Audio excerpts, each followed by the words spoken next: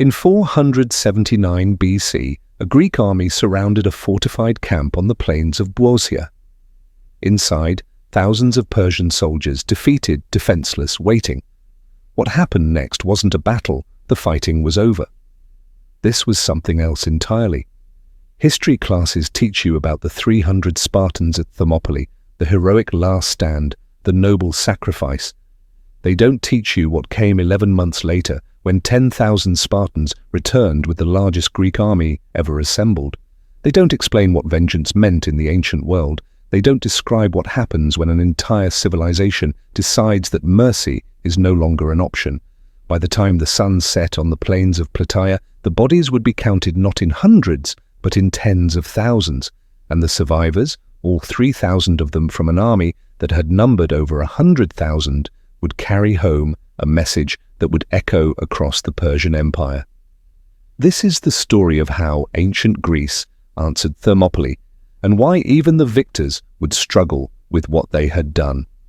August 480 BC, the narrow pass at Thermopylae. King Leonidas lies dead, his body mutilated on Xerxes' orders, beheaded, crucified, displayed as a warning. Around him 300 Spartan warriors, 700 Thespians, 400 Theans, all dead. The Persians hadn't just killed them, they'd made examples. Xerxes orders the Greek corpses stripped, left to rot in the summer heat. For 3 days, his army marches past the decomposing bodies. A lesson, a demonstration. This is what happens when you resist the King of Kings. But Thermopylae was never meant to be a victory. It was a transaction, lives traded for time. And as Persian forces sweep south into Greece, the question becomes, what will that time purchase? September 480 BC, Mardonius, Xerxes' most trusted general, leads the Persian army through central Greece.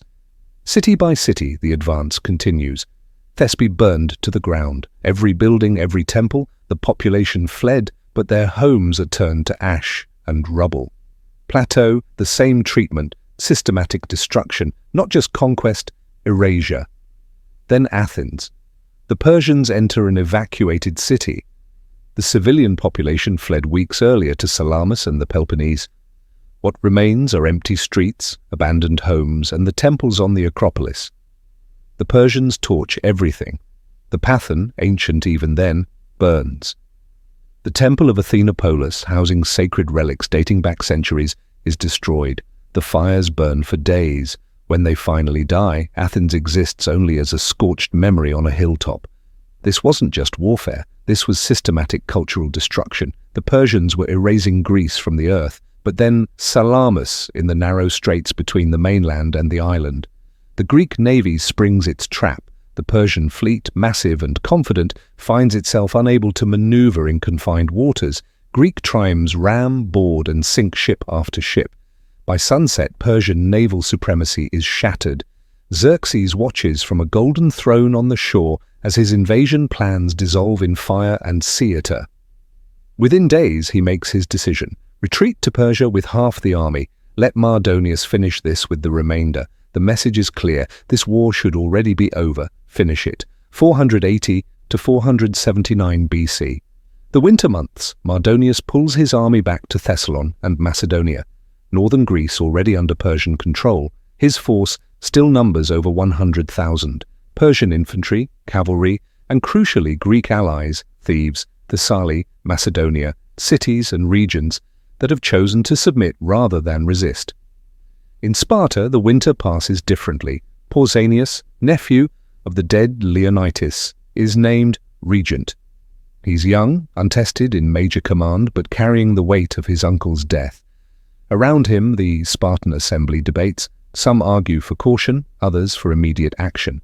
But there's a third option, never spoken aloud in the assembly halls, yet present in every discussion. Refuse.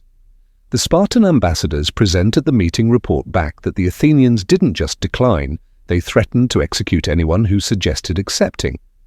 One council member who spoke in favor of the offer was stoned to death by the crowd, his wife and children killed by Athenian women who dragged them from their home.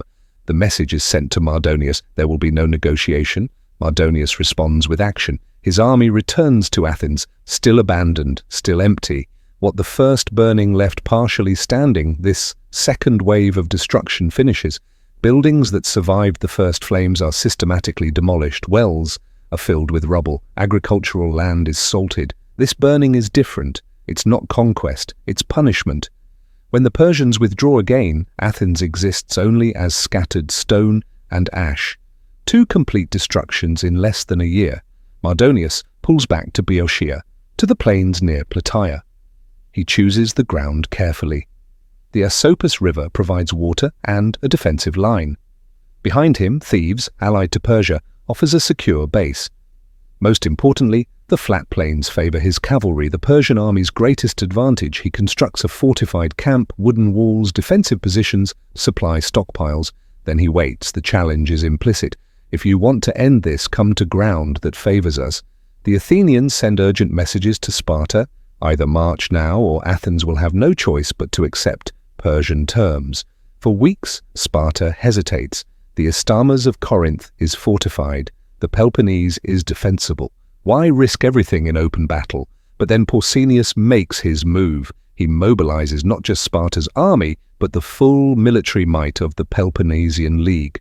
5,000 Spartan hoplites, the full levy, every able-bodied Spartan citizen, 5,000 perioi, free inhabitants of Spartan-controlled territory, 35,000 helots armed as light infantry, an unprecedented number of these semi-enslaved laborers mobilized for combat. The Spartans march north, picking up allies at every city: Corinth, Megara, Sicon, Epidaurus, Trosan. The Athenians join from Salamis, 8,000 hoplites, their entire remaining military force. By the time the combined Greek army reaches the hills above the Persian camp, it numbers nearly 110,000 men. This is the largest Greek army ever assembled in recorded history. The Greeks take position on the slopes of Mount Cithaeron, overlooking the plain where Mardonius waits. For anyone who understands ancient warfare, the tactical situation is immediately clear. The Greeks hold high ground. Their hoplite phalanx, interlocking shields, long spears, is devastating in frontal combat, but requires solid footing. The slopes give them that plus the advantage of charging downhill. The Persians control the plain. Their cavalry can maneuver freely on flat ground. Their archers can rain down volleys, but advancing uphill into a hoplite formation would be suicide. Neither side can attack without surrendering their advantage. So they wait. Day 3 of the standoff. Persian cavalry probing Greek positions gets too close. A unit of Athenian hoplites supported by archers engages them in the foothills. The fighting is chaotic, cavalry wheeling, hoplites bracing, arrows flying. Then an Athenian arrow strikes the horse of Mestius, commander of the Persian cavalry. The animal collapses. Mestius, in ornate golden armor, tries to fight on foot. The Athenians swarm him, Persian cavalry. Attempts a rescue, but the Athenians have already dragged Mestius into their formation. They strip his armor piece by piece, stabbing him repeatedly through the gaps until he stops moving. When the Persian cavalry finally retreats, the Athenians have a trophy: the golden armor of Mardonius's cavalry commander and his body. They parade Mestius's corpse through the Greek lines on a cart. Every soldier files past to see it. Morale surges. On the Persian side, the wailing can be heard across the plain. The entire cavalry mourns, heads shaved, horses' mans cut, armor removed in grief. Mestius wasn't just a commander, he was Mardonius's friend, his most trusted officer. The psychological balance shifts. Days pass. Skirmishing continues, but no major engagement. Then Mardonius makes his move. Persian cavalry locate the Gargaffian Spring, the Greeks' primary water source fed by an underground stream on the slopes. Under cover of darkness, Persian horsemen reach the spring and systematically destroy it. They fill it with dirt, rubble, and corpses, both animals and human. They divert the flow, poison what remains. By morning, 110,000 Greek soldiers have no water. The Greek commanders gather: Palcanius, the Athenian general Aristeides, the Corinthian commanders. They face an impossible situation: stay and die of thirst in days, retreat to new water sources and risk being caught in the open by Persian cavalry. attack across unfavorable ground, and be slaughtered by arrows and horsemen. Irenaeus orders a complex nighttime maneuver. The center of the Greek line will fall back to a new position near Plataea, where other springs provide water. The left wing, Athenians and allies, will retreat to different high ground. The right wing, Spartans and Tagians, will hold position until the others are clear, then withdraw. This should be a coordinated, controlled repositioning. Instead, it becomes chaos. The Allied contingents in the center panic. Nighttime retreats are nearly impossible to control, even in ideal circumstances. Units lose formation, commanders lose contact with their men, some groups retreat too far, others stop in the wrong positions. By dawn, the Greek army is scattered across several miles, units separated, the unified battle line broken. From his camp, Mardonius watches the dawn reveal Greek positions. What he sees, Greeks in retreat, formation broken, scattered across the plain. What he doesn't see, that the Spartans on the right wing have deliberately maintained formation, that the Athenians have reformed on their new position, that this isn't a rout, it's a badly executed maneuver. It doesn't matter, this is the opportunity he's waited for. Mardonius orders a general advance. The Persian army moves out of the fortified camp in waves. First, elite Persian infantry. The immortals, lightly armored but highly trained, equipped with short spears, swords, and wicker shields. Behind them, infantry from across the empire, Medicis, Bactrians, Indians, Sakians. On the flanks, what remains of the cavalry still formidable despite the loss of Mystius. At the rear, Greek allied forces from Thebes and other cities that sided with Persia. Mardonius himself rides near the front, visible in his distinctive armor, urging his men forward. The target, the Spartan right wing, still in apparent retreat, seemingly vulnerable. Palcanius watches the Persian advance. His 10,000 Spartans and Tians have been slowly withdrawing, maintaining formation, but appearing to flee. Now he gives the order, "Stop!" The Spartans halt, dress their lines, and turn to face the approaching Persians. The bronze-faced phalanx locks into position, 8 ranks deep, shields overlapping, spears protruding in rows. But there's a problem. The Greek religious protocols require favorable omens before battle. The seers reading sacrificed animal entrails report unfavorable signs. Again and again Pausanias orders new sacrifices. Again and again the omens say, "Do not advance." The Persians close to within arrow range. Persian archers, thousands of them, begin loosing volleys. Arrows rain down on the Spartan formation. Men fall, struck through gaps in armor, through exposed flesh. The shields provide some protection, but arrows come at angles, find weaknesses. Spartans, dice, standing in formation, forbidden by their religious law to advance, unable to retreat without breaking. Pausanias orders more sacrifices. The omens remain unfavorable. More Spartans fall. Finally, whether the omens change or Pausania simply decides to act, the order comes. Advance. The Spartan phalanx doesn't run, it marches. Each man maintains position, shield locked with his neighbors, moving as a single armored mass.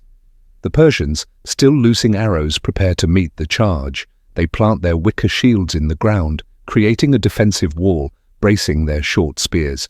The phalanx hits this line like a bronze wave. The initial impact is devastating. Spartan spears, 8 feet long, designed for stabbing downward, punch through wicker shields, through the lighter Persian armor.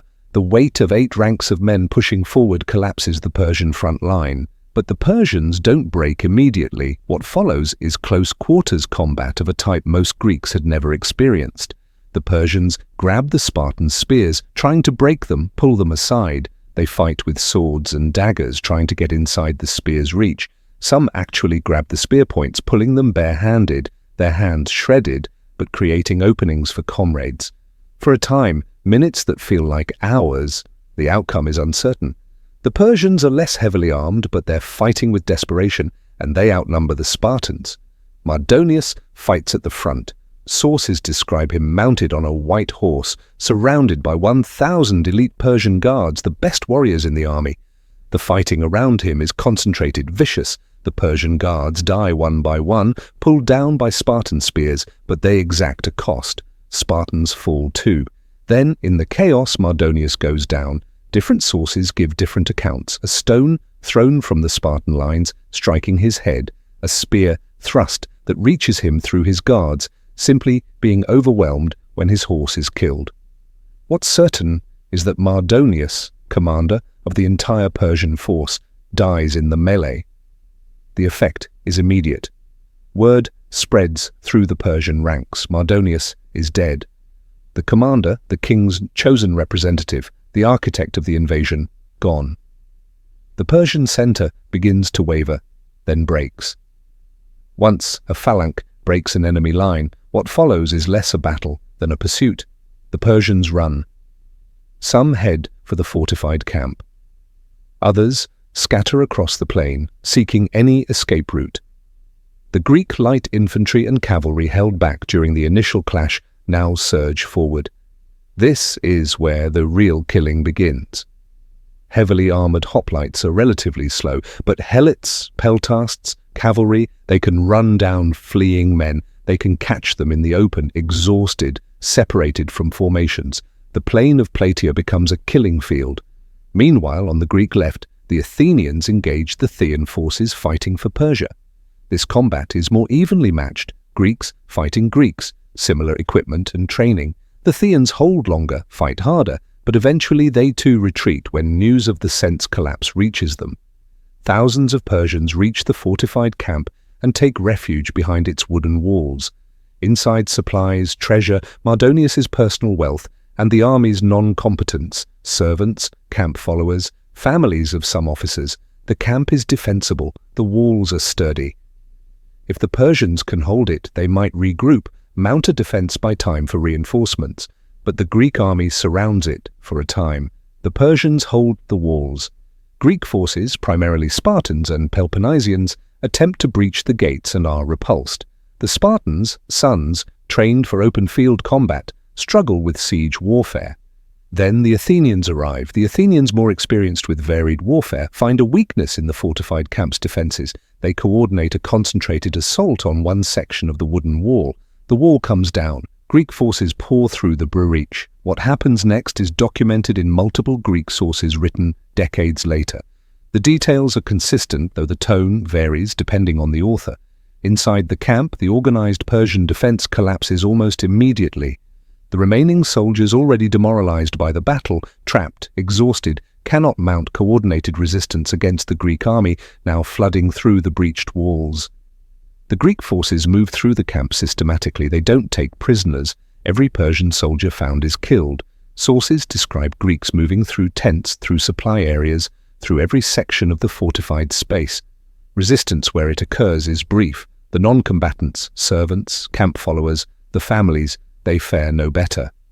Ancient warfare had conventions about such things. Armies sometimes spared civilians, took them as slaves, used them for ransom. This wasn't that. Herodotus, writing about this event, doesn't dwell on details. He states the outcome of the Persian army at Plataea, numbering over 100,000, approximately 3,000 survive. 3,000. The rest 100,000 men are dead by nightfall.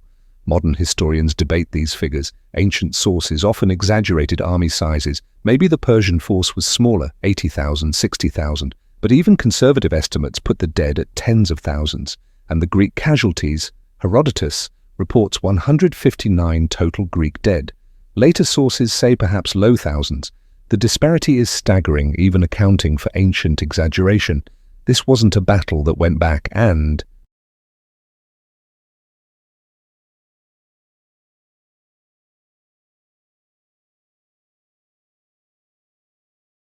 forth. This was systematic slaughter, beginning when the Persian line broke and continuing until virtually no one remained to kill. After the killing stops, the Greeks conduct inventory of the Persian camp. The treasure is immense. Gold and silver bullion, payment for the army's wages, personal wealth of Persian nobles who campaigned with Mardonius, plundered goods from Athens, Plataea, Thespe, and other sacked cities, luxury items, jewelry, precious textiles, artworks. Pausanias orders everything collected and catalogued. 10% is set aside for the gods to be dedicated at Delphi, Olympia, and other sacred sites. The rest is divided among the Greek cities according to their contribution to the army. The Spartans received the largest share. The Helots, the enslaved people who fought in the Greek army, receive nothing. Mardonius's personal tent is preserved intact. Pausanias orders a meal prepared using Mardonius's kitchen staff, his supplies, his gold dishware. Then he orders a typical Spartan meal prepared alongside it. He invites the Greek commanders to see both meals side by side. Persian luxury next to Spartan simplicity. The message is carefully crafted. Look at what they brought to conquer us with. Look at what we defeated them with.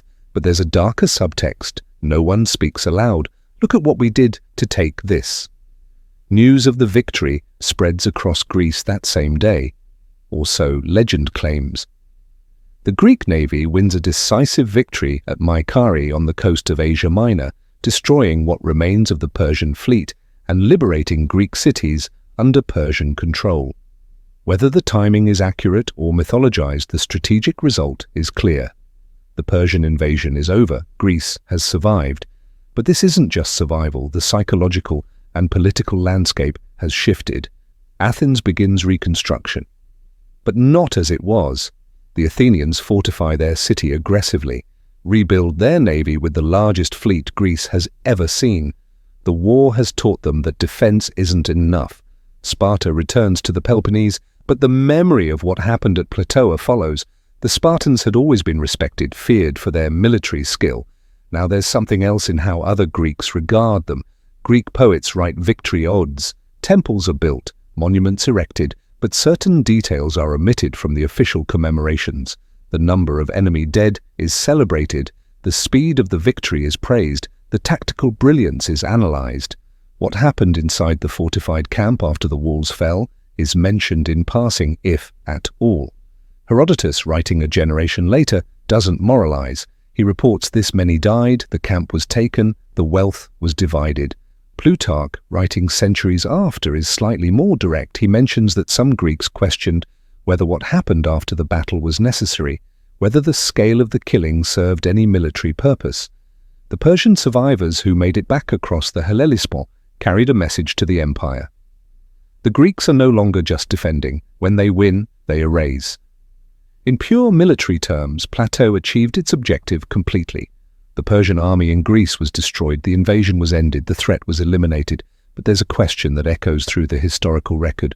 Why so few survivors? Ancient battles, even decisive ones, typically saw armies break and run, with the majority surviving the actual combat. Casualties of 20 to 30% were considered catastrophic enough to break an army's will. 50% casualties were virtually unheard of. At Plataea, the casualty rate exceeded 95%. This requires explanation beyond the Greeks' one. What sets Plataea apart isn't the battle itself. It's what happened after the battle ended. The Persian line broke. The Greeks pursued. This is normal warfare. But the pursuit didn't stop when the Persians reached their camp. The siege didn't end with surrender offers or ransom negotiations. The breach of the walls didn't lead to selective targeting of combatants. Every stage was pushed to maximum lethality. This suggests decisions made at command level. Pausanias, the Athenian generals, the allied commanders, they shaped how the victory would be prosecuted, and they chose total elimination. After Plataea, the Greeks turned their attention to Thebes, the Greek city that had allied with Persia. Pausanias demands Thebes surrender the leaders who orchestrated the Persian alliance. Thebes refuses. The Greek army besieges the city for 20 days. Finally, Thebes surrenders the accused leaders. Antagonist escapes, but his family is taken. Timaeus and other oligarchs are handed over.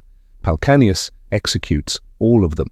The treatment of Thebes is instructive because it shows restraint the Greeks were capable of. The city itself is spared. The population isn't massacred, only the leadership is punished. This restraint was present at Plataea, too. The Greeks could have shown it, they chose not to. The Dian League forms in the years after Plataea, an alliance of Greek cities led by Athens, ostensibly for mutual defense against Persia. Within a generation, it transforms into the Athenian Empire. Cities that try to leave the League are besieged, conquered, their populations sometimes enslaved or killed. Sparta, watching Athens' expansion, grows concerned.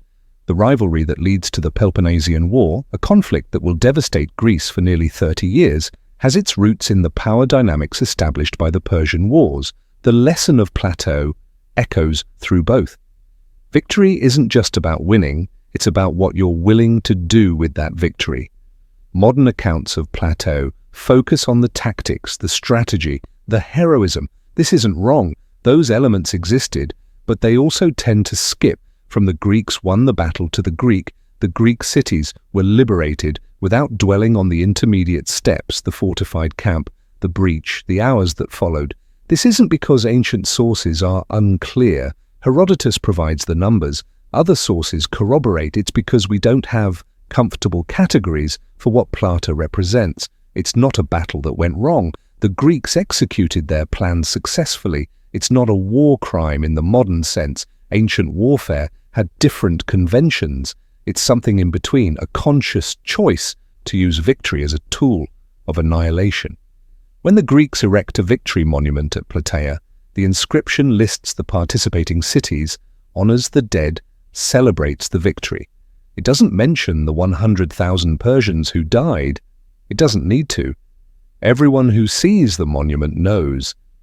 Every Greek city that contributed forces knows what their soldiers did that day. Every Persian who hears the story knows what happened when the walls fell.